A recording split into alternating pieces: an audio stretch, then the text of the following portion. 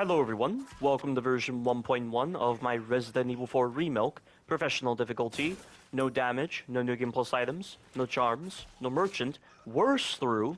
This will cover chapters 13 through 16, and there are a couple of things to explain about this particular video.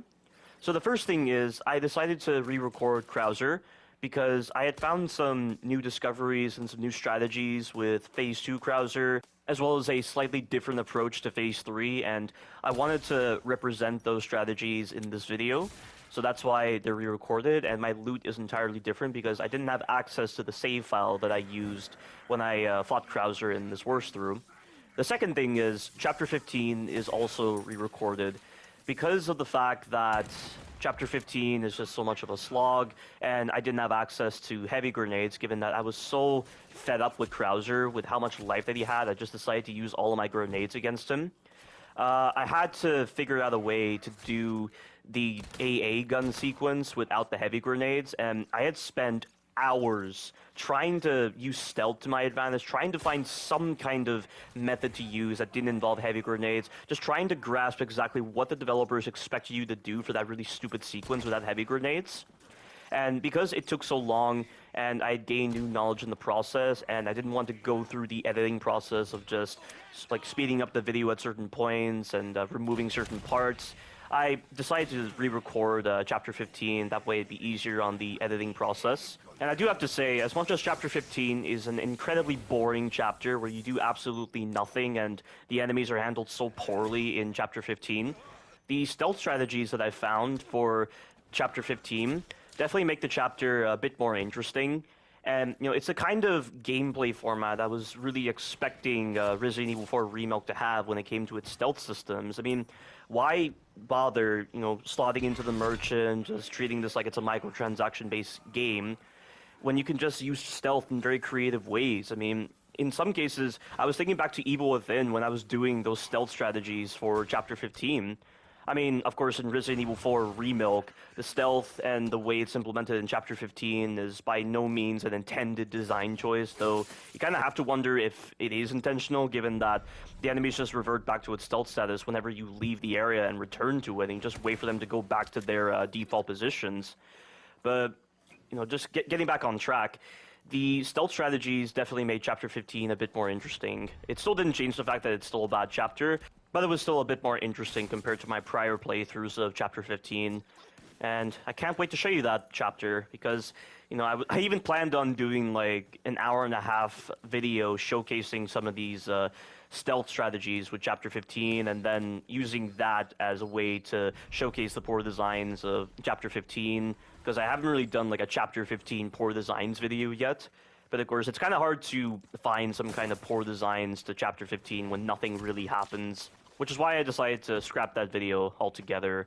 So you'll just see a lot of what I'm talking about when we get to Chapter 15 in this video.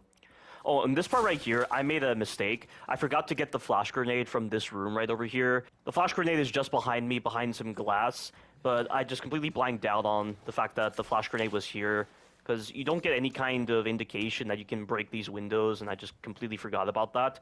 So that's why I forgot about the flash grenade, and that flash grenade is needed because it's the only way to stop Sadler from using his summoning move when he's summoning all those Navisador. The only other way to stop Sadler from using his summoning move is to hit him with an explosive barrel when he tries to transition into that part where he's trying to do the summoning move. But of course, that requires some pre-planning and making sure that Sadler's in the correct position, and you have to understand that you've done the correct amount of damage to actually initiate the summoning move for Sadler. And you can't even shoot his eyeballs to stop that move. As soon as Sadler jumps to the platform to do a summoning move, the pre-alpha will take control of the camera away from you, and it will just lock you onto center mass. And by the time the pre-alpha gives control of the camera back to you, Sadler will have already done his summoning move, and he'll just summon all of the Navisador. And even if you stun him slightly after he starts the summoning move, he still summons the Navisadors anyway, and he'll also get additional eyeballs on his back legs. His entire movement will change, because he'll be flailing around a lot more, and it will just lead to more awkward gameplay. Which is why it's always best to get that flash grenade and stun him before he does the summoning move, to stop the Navisador from spawning, and to also ensure that Sadler's movement doesn't change and he doesn't get eyeballs on his back legs. And if it does get to that point, you may as well just use the exploits on him where you just loop his jumping animation, because at least he stays still long enough to actually hit his eyeballs, and he's not flailing around so much because of the fact that he's in recovery animations. I mean, I don't blame you if you decide to use that. I will gladly use that against Sadler, because he is easily the most disgraceful final boss fight ever in the entire Resident Evil series. But he's not as disgraceful as Krauser. Krauser is easily the worst boss I have ever played on any game ever, by far. And I can't even say game, because this is a pre-alpha, the first of its kind. So that statement needs to be rectified a bit. Krauser is easily the worst boss fight I have ever played in a pre-alpha by far. That's all I have to say about that. And I did Sadler with the normal method of not using the exploits, and it was still just as stupid a fight as just using the exploits. Like, I don't understand why people defend this stupid fight in Resident Evil 4 Remilk. It's so uninspired, so uninteresting, so stale, so repetitive, so simple, so basic a concept with what they've done with Sadler. Like, how on earth can you say that this fight against Sadler, if you even want to call it that, is somehow creative or even above that baseline of creativity? There is no logic to what these people say about Sadler. It's so stupid. And then with the way he's presented as a boss, I mean, why is this mutation so extreme? And then what's with that fantasy phase at the end, when you have all those tendrils surrounding that embryo? Like, what does that have to do with the Plaga? Why do you give that kind of creative liberty to your developers to make this so absurd for the sake of being absurd rather than for some logical reason? I mean, Sadler is just so bad on every fundamental aspect. On his presentation, on his quotes, on his gameplay. So many aspects that you have to consider when designing a boss are completely ignored when designing Sadler. It is retarded. And yet people still find some of the most ridiculous explanations ever for defending this pre-alpha. In fact, I've dealt with a couple of them recently, and I swear to God, guys, with the amount of negativity Resident Evil 4 Remilk provides and the amount of toxicity provided by its idiotic fan base, I seriously need to take a break from Resident Evil 4 Remilk after I do this worse through. I need to go back to other Resident Evil games. I need to do other games. I've just seriously had enough at this point. And like, honestly, I would say that Resident Evil 4 Remilk has gotten to the point where it is actually going to affect my mental health negatively. With the way it's designed, with how much this pre-alpha pushes me to continually review it, critique it, and just really go into so much detail as to how bad this entire pre-alpha is. And then unfortunately, leading this kind of lifestyle attracts all sorts of toxic individuals who say all sorts of horrible things to you, all sorts of things like, oh, you're screaming and crying. And I mean, I got this kind of comment from some moron who commented on my side-by-side gameplay of the water room area of Chapter 7 of Resident Evil 4 Remilk. And he said things like, I play like a coward in this Remilk, and he's applying coward to the wrong kind of context. He just sounds like some gang member or whatever when he's just saying that kind of uneducated comment. And then he's also saying I cry a lot, that I scream a lot. It's not the first time I've heard this kind of retarded comment. I heard this kind of comment a long time ago from someone who used to be affiliated with my former friends back in like the Resident Evil 6 days. So what this guy is saying right now is completely idiotic, because I've already dealt with those kind of idiots, and he'll be screaming and crying when I ram my foot up his ass, but I guess he'll enjoy it because in his like official description of his channel, he's like, oh, I make stupid ass music videos. Stupid ass music videos. At that point, you can't even take whatever this guy says seriously. If he's seriously going to make a channel dedicated to stupid-ass music videos and sexually provocative content, you have to wonder if this guy is fucked in the head right now. And I wouldn't be surprised if he said comments like, oh, mercy is for the weak, all those really retarded comments that you often hear from gang members, or like from those kids in Beyond Scared Straight when they're fighting with police officers, or they're expressing a lot of false bravado to prisoners and the police officers before they ultimately fall into despair and they become like crybabies at the end when they've been immersed into the prison experience long enough. That's literally what I was thinking of when I was reading that dude's idiotic comment. And he's getting all bent out of shape from a video that's almost like 4 weeks old, and he was acting like a jerk because of the way I was playing Resident Evil 4 Remilk in that water room area, where I was using that leashing exploit in order to save over my pistol ammo to actually amass enough ammunition to handle Ashley's stupid section, and also to give players a reliable method for actually using the pistol and the knife intelligently to actually save up on shotgun ammo. And of course, in that recording, I didn't have a lot of shotgun ammo because of the save file that I had previously. and I had to ensure certain characteristics between Resident Evil 4 OG and Resident Evil 4 Remake were identical to a certain degree with that video when it came to my loot. I mean, this guy completely missed the whole point of what I was demonstrating in that side-by-side gameplay. And you just saw in chapters 7 through 12 of this worst through that I'm doing right now, that the way I handled the water room area was very different to how I did it 4 weeks ago. Like, are you serious? What is wrong with this moron? And he's still continuing this harassment to this day through unprovoked, petty, negative comments on Ether's channel because he's actually affiliated with Ether's channel by being an audience member. And I had left a comment on one of Ether's videos, and then out of the blue, he just decided to reply to that comment, and he said, "Oh, look at what Ether's done. If he can play through Resident Evil 4 Remake without screaming or crying, maybe you can do the same." Because he wanted to be a jerk like that. He really wanted to flash his dick and be the arrogant asshole that he was.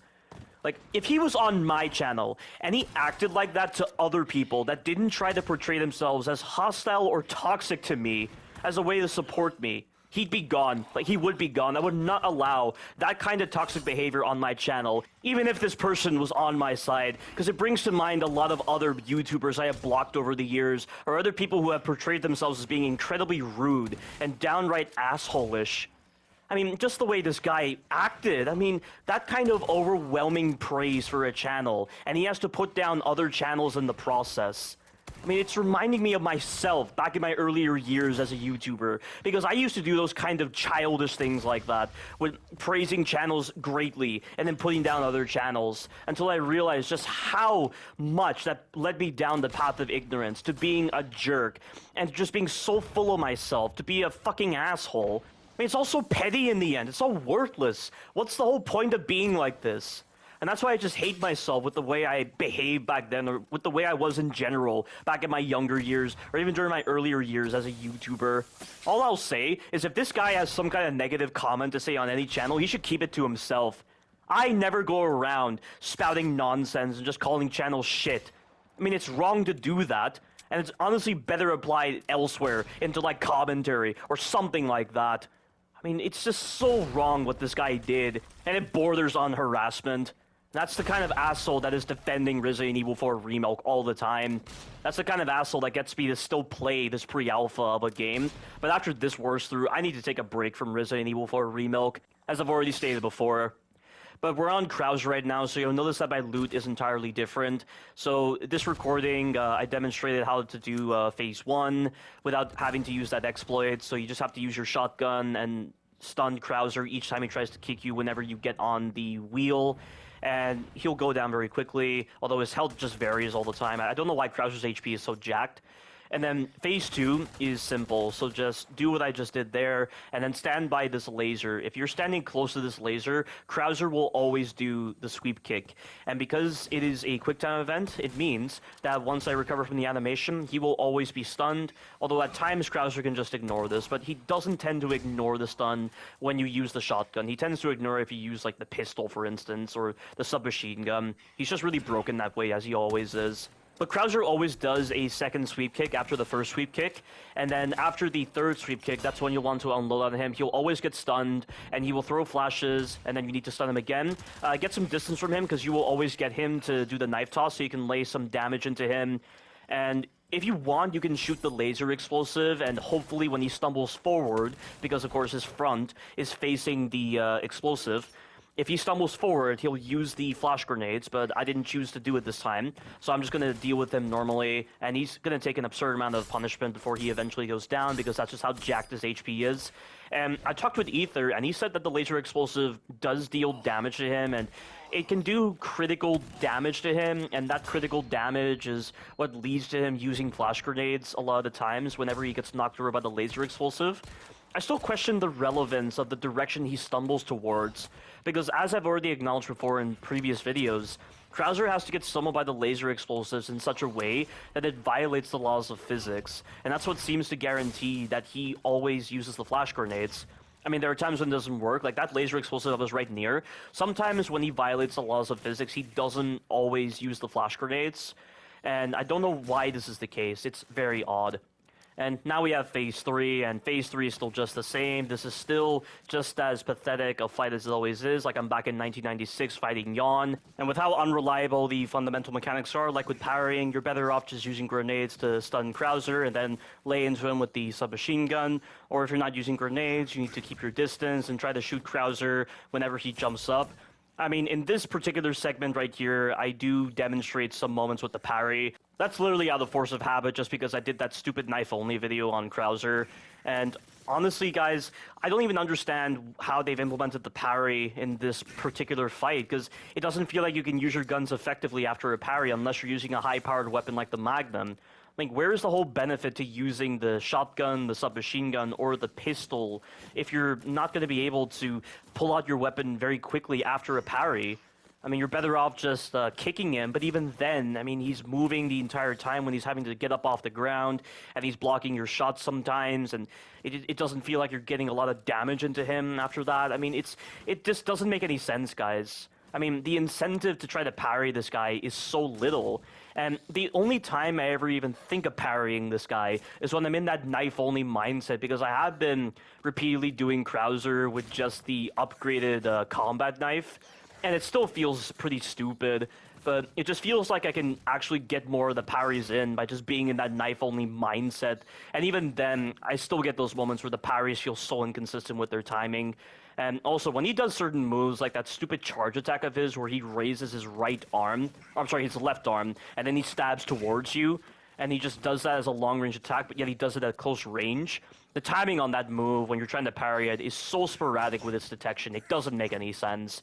And then when he does his arm bash move, where he does that backhand to get you off of him, and I don't even understand why he needs to do the other moves, when that backhand is the only move that you cannot parry or crouch under, and given how sluggish Leon's movement is, the chances of you being hit by that move are so exceedingly high. If the developers really wanted to make this fight more awkward, because apparently that's their new norm for supposedly good gameplay, he should just do nothing but that move. Let's see how supposedly balanced this supposed fight is against Krauser. I mean, this is honestly the most pathetic fight I have ever done in gaming history, by far. I've never done anything so ludicrously stupid like this. I just don't understand what they were thinking when designing Krauser. They've clearly designed this with the merchant in mind. They've clearly designed this where you just have to mindlessly magnum dump him and just damage race him like crazy, or just use the rocket launcher against him. Because I just cannot rationalize how any of the fundamental mechanics are meant to complement any of the systems put in place with this guy. And as I've already shown many times with that knife-only video with Krauser, knife-only just doesn't make sense against him. The parry doesn't make any sense with how they've implemented it. Using the parry to complement your guns just doesn't feel right, given how slow Leon is to pull out his guns every time he does a parry.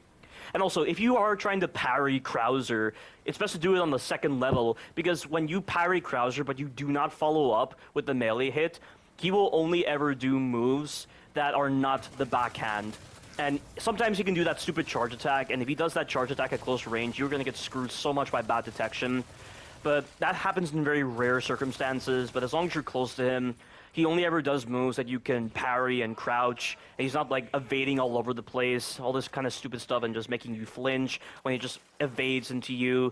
You're not having to watch him back up or anything. I mean, when he does the grab, or when he does that kick of his that you can crouch under using the QTE, he will put his arm in front of his face, and that means you have to get down, because he'll primarily do the backhand attack, he'll do the grab, or he'll do his parryable moves just out of the blue. And with the level of ambiguity involved with that, it's best to just drop down and reset his AI when you get him to climb back up. I mean, it's just not good at all. That is such a severely compromised fight. Nothing you do with that fight changes what it is whatsoever. It doesn't matter if you're good at parrying. It doesn't matter if you found some really good way of getting rid of Krauser very quickly. Like, nothing you do makes that fight any better.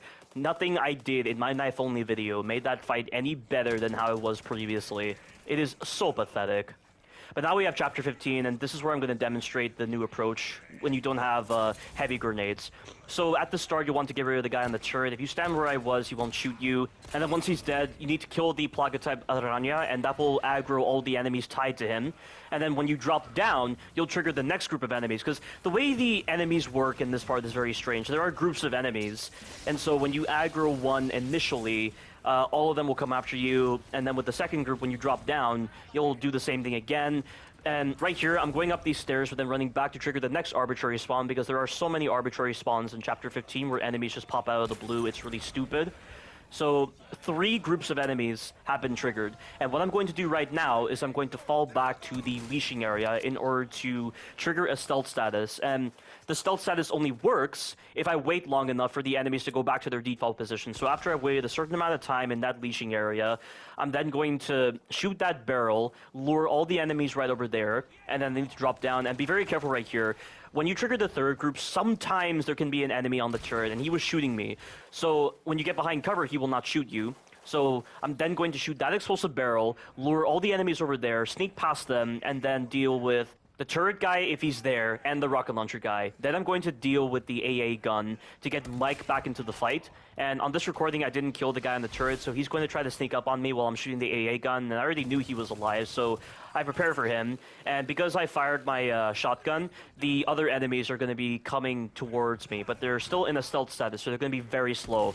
And it won't matter because Mike will be back into the fight, and I will be able to deal with the additional enemies that spawn, and then Mike will be dealing with the enemies that are walking towards me right now. So the next spawn of enemies will trigger once I get back down to ground level. It's really stupid that there is another arbitrary spawn. And I'm not talking about the enemies that spawn from that gate that Mike destroys. I'm talking about the enemies that spawn behind me right now, because another spawn of enemies is going to occur when I get down to this level right here. So watch. The enemies have spawned, but not the enemies beyond this gate right here, enemies that were right behind me. So there are 2 groups of enemies again, and I'm going to use stealth to my advantage by going back to that leashing area, and luckily for me, Mike did not destroy this explosive barrel right here. So I'm going to fire my gun twice to lure the enemies, and once enough of them are grouped together, I'm going to use the explosive barrel. You'll notice that some of the enemies didn't go the full distance. That happens a lot when you're trying to use your pistol as a distraction in this chapter. For some reason, if you choose to use your pistol as a distraction, certain enemies do not choose to go the full distance to investigate the noise. They only ever seem to go the full distance if you use the explosive barrels. So that's why I was using those previous 2 barrels in order to lure the enemies the first time I was starting the sequence. But now that they're dead, I'm then going to get rid of these guys on the turrets. As long as I stay back here, they will not shoot me. And as long as I take out the guy on the right first, then the guy on the left, I won't get any instances of enemies shooting me. So then I'm going to create a save, and then deal with the rest of the enemies right over here. And luckily for me, because I'm dealing with the Militia Ganado, and they have this unique characteristic where after a active animation, like an attack animation, or when they drop down, when they return to a neutral state, the prompt for executing them just appears. I'm going to be able to use that to my advantage to get rid of a lot of them, but I will be costing myself a lot of knife durability. And I still find it really stupid how Krauser's knife, it loses a lot of durability when you're using it against these enemies, yet when you use it against Sadler, you will not lose any durability. I don't understand why this is the case. I mean, I'm glad it's the case, but I just don't understand this kind of artificial system in place where durability is just lost greatly when you're using it against these enemies when using Krauser's knife. It's just really stupid and nonsensical that way. But having done all that, I'm then going to maneuver over to the turret right over here, get rid of this guy, and then I'm going to activate the switch on the right-hand side after I get some of the loot right over here. And I activate this one because I believe this is the one that does not spawn the brute that has the wrist-mounted launcher. I think this is only the case on professional difficulty. I think on the other difficulties it's different. But I'm then going to go back to this turret and then deal with the enemies, because, again, there's a lot of arbitrary spawns right over here. But I guess you could kind of rationalize it to make sense when you're pulling that switch. But this right here doesn't make any sense. So I get rid of these guys, and then you have to go away from the turret, and then this triggers another arbitrary spawn for some stupid reason. Yeah, it's like I'm back in the older Call of Duty days. I just don't understand why new Capcom favors this kind of stupid artificial model with arbitrary spawns like this. It's really lazy on so many levels. It really feels like amateurs designed this entire chapter because there are so many spawns like this throughout Chapter 15. And it doesn't end right here. The next encounter with the enemies, there are arbitrary spawns as well. It's so stupid. But I've dealt with these enemies, and now we're going to be able to move on to the next encounters. But Lasers released a video on his channel, and I saw the first few minutes of this video, and it's a Resident Evil video, which was surprising because Lasers is not that familiar with the Resident Evil series, and he even admits in the video that he was introduced to the series with Resident Evil 2 Remilk, and he's played Resident Evil 7, Resident Evil Village. I think he's played Resident Evil 3 Remilk, and he's also played Resident Evil 4 Remilk. And the whole point of this video was to highlight the reasons why he didn't like Resident Evil 4 Remilk, but the way he did it just doesn't make any sense. And you know, like, he's not at the right baseline to perfectly understand how to judge the Resident Evil games. Like, he doesn't have as good of an understanding of the games, and, you know, Resident Evil is such a different kind of series compared to the kind of games he plays. I mean, he plays a lot of, like, story-driven games. I mean, sometimes he plays a lot of, like, combat-heavy games like Dark Souls, and the thing is Resident Evil is so different to every other series out there that it's so hard to really maintain the right judgments towards the series. And you know, when I saw the first few minutes of his video, it really didn't make any sense to me why he made this. I mean, I speak as someone who has done a review of Resident Evil Village. I mean, it's part of a game series that I'm very familiar with. You know, as a reviewer, it makes sense for me to do a game review / retrospective of Resident Evil Village because of how familiar I am with that game and the series that it's based in. But for Lasers to do the kind of video that he did, I don't really understand. He says it's not a critique of Resident Evil 4 Remilk. He said it was something else, but if that's the case, why are you then titling your video "The Resident Evil Remakes Have an Identity Crisis," and then you're also including scenes from the other Resident Evil games like Resident Evil 5, Resident Evil 7, and Resident Evil Village, and then you're talking about like the fact that the Resident Evil games never have any kind of consistency between them with how they're presented. I mean, that's just so wrong on so many levels. I don't understand what he was trying to do with that. I mean, I'm just getting like mixed signals with the ways he wanted to go about making this video.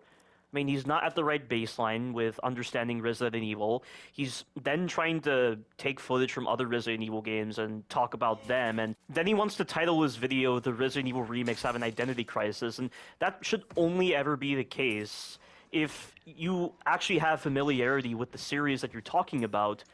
And, you know, when I heard the first few minutes of his video, it really came across like he doesn't like how different each of the Resident Evil games are. It's like he wanted a level of uniformity and a level of similarity between each of the games, and that's not how Resident Evil's ever operated. And it really came across like he considered that a bad thing. It's almost like he's played games like Gears of War and Call of Duty, and he's just admired that level of similarity between all of their games. But it's not how Resident Evil's ever operated. In fact, adhering to that kind of model is one of the main reasons why Resident Evil is such a replayable series. I mean, not including Resident Evil 4 Remilk, because Resident Evil 4 Remilk is lacking in so much replayability.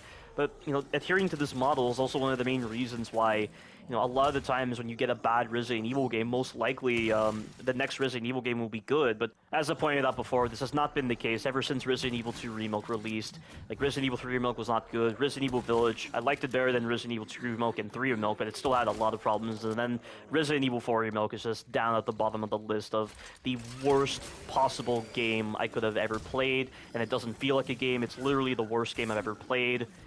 But at the same time, I still have to admire the way the Resident Evil games are. The fact that they can be so different between each other, but still feel like Resident Evil games in their own right. I mean, that is one of the main positives you have to give Resident Evil. It's the only game series that does this. There isn't a single game series out there that is able to drastically change the way their later games are presented without compromising their core identity. And like I said before, you can only come to this kind of understanding if you actually understand the Resident Evil series to a great degree, and it doesn't make sense for him to do that kind of video if he doesn't have a lot of familiarity with the series. And the way he was trying to defend himself, and I think that some of the arguments that he presented, I just feel like it only served to add more chaos to an already divisive fan base. And I just feel like it's contributing to a complete misunderstanding of Resident Evil as a brand, and I feel like it's transferring onto his audience members, and it's only going to make this divisiveness between the fan base even worse. So I don't understand why he did that. It doesn't make any sense, and I haven't seen the full video like I've already said, but I just feel like he's going to say the exact same thing that I constantly hear a lot of these fake Resident Evil players say. It's like the kind of arguments you hear about people who hate the over-the-shoulder perspective or the first-person camera view.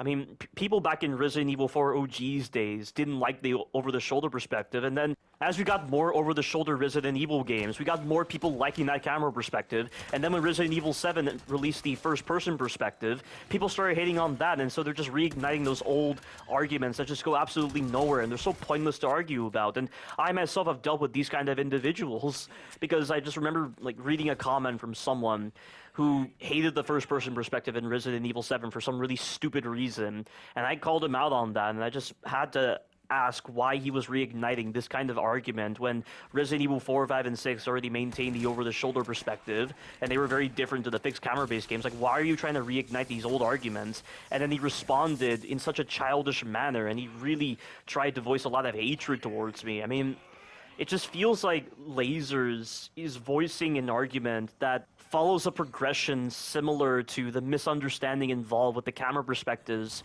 in the Resident Evil series. That's what it reminded me of when I was just hearing those really flawed arguments and the level of misunderstanding, and also with just how little he hasn't really given much thought to the Resident Evil series. And it was so confusing when he was doing that. And the guy's a really good reviewer. You go to his Assassin's Creed videos, you go to his God of War videos, you go to his review of Jedi Survivor. I mean, he knows what he's doing with review making, but I just feel like with his Resident Evil video, he skipped out on the first couple of steps a reviewer has to take before deciding whether to do a video of a game or not, and I really don't understand what he was thinking. Like, if he was just looking at Resident Evil 4 Remilk only, and not considering the other Resident Evil games when forming his critique/opinion of Resident Evil 4 Remilk, then I wouldn't have so much of a problem with it, and it would at least align with the rudimentary understanding he has of Resident Evil. But that's not the format he decided to favor with Resident Evil 4 Remilk, at least based on the first few minutes that I saw, and that's why I had problems with that video, and that's why I'm just not really sure if I should watch it or not, because I just feel like he's just going to voice the same thoughts and opinions of people who don't really understand Resident Evil that well, and it's just not going to be anything unique or anything fresh with his perspective. It's just going to echo the same misunderstandings that you often hear from people just not familiar with the series, and that video should have never been made in the first place, if you ask me. But that's all I have to say about that particular video from Lasers. So I skipped over talking about what happened with Chapter 15, with that final sequence that's so badly designed, but I don't really care about that, and then we have Sadler. So, like I said before, I didn't have the flash grenade to stop that summoning move, so I have to deal with these Navisidor, but luckily for me, by using the exploit and standing right here, I'm able to pause Sadler and deal with the Navisidor, although for some reason that time, even though I was standing in this spot, he decided to come down. I don't know why. But this time it's going to work, and now I can dispatch the Navisidors, and they all die from one hit. Now I can focus on Sadler. So, like I said before, because he did the summoning move, he has 4 eyeballs, and his movement is entirely different when he's just standing still.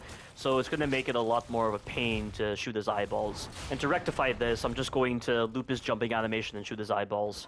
That right there was a mistake. I did the wrong jump down animation because Leon misinterpreted my inputs, and so this gave Sadler time to knock me over, and I'm at least fortunate he didn't hit me with his legs just then.